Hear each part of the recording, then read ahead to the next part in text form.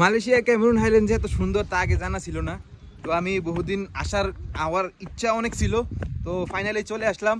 মানে এত উপরে এত নিচে দেখেন, আমি এখনো নামতেছি, মানে প্রায় 20 মিনিট হয়ে গেছে আমি উপর থেকে নিচে নামতেছি। 6000 ফিট উচ্চতার উপরে বলতে কথা, অনেক বড় এরিয়া নিয়ে এই জায়গাটা।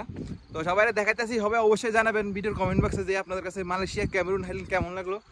তো আসলে অনেক খারাপ, তো আমি উল্টে হাঁটতে পারতেছি না, তো আপনারা অবশ্যই জানাবেন আপনার কাছে কেমন লাগলো। দেখুন আমার বন্ধু আসতে আসে, দেখুন অনেক উঁচু জায়গা, মানে এখানে বাতাসটা এত স্নিগ্ধ।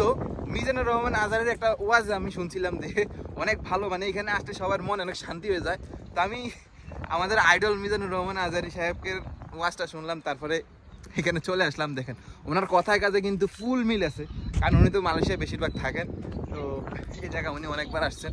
তো আমরা এখন দেখতেছি ঘুরে, আমার কিছু বন্ধুরা নিচে আছে, আমি উপর থেকে নিচে যাইতেছি। তো আমি আসলে ব্লগ করার ইচ্ছা নাই, তারপরেও একটা ভিডিও দিলাম সবাইকে। ক্যামেরুন হাইল্যান্ডের যে চা বাগানটা ছিল, আমি কিন্তু অনেকগুলো পয়েন্ট ঘুরে ফেলছি, তো সবগুলো পয়েন্টের ভিডিও দেই নাই। তো আমি ব্লগ করতে আসে না, আমার একটু আনইজি ফিল হয়, নতুন নতুন ব্লগার হইতেছি। তো সবাই জানাবেন অবশ্যই আমার এই ভিডিওটা কেমন হইতেছে, অবশ্যই জানাবেন সবাই। তো গাইজ আমি আমার গেটআপ চেঞ্জ করে ফেলছি। এখানে দেখেন আমাদের বাস দিয়ে আমরা আসছি সবাই, এখানে সবগুলো আমাদের কোম্পানির লোক। এক এক করে পরিচয় করে দেই। এটা আমার বন্ধু সাগর, এটা আমার ছোট ভাই রুবেল, এটা আমার খালতো ভাই হেলাল। ভাই শরীফ ভাই, ক্যামেরুন হাইল্যান্ড এসে তোমার কেমন ফিলিং হইতেছে? অনেক ভালো লাগতেছে, জীবনে কখনো দেখিনি, আজকে প্রথম দেখা। আমিও কখনো আসি নাই, ফার্স্ট টাইম আসলাম। 2 বছর হয়ে গেছে মালয়েশিয়া আসছি, আজকে প্রথমবার আসলাম এখানে। তো এখানে সবাই দেখেন আমাদের বড় ভাইরা। বড় ভাইরা তোমাদের কি অবস্থা? ঘুরতে এসে তোমাদের কেমন লাগতেছে? আলহামদুলিল্লাহ ভালো লাগতেছে। সাইবুল ভাই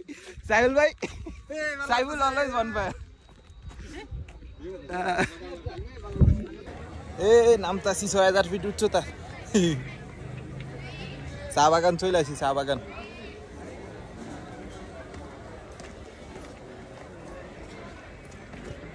পড়বা অন্ত বইতে বললাম ফলে আড্ডি সব ঘুরে যাব।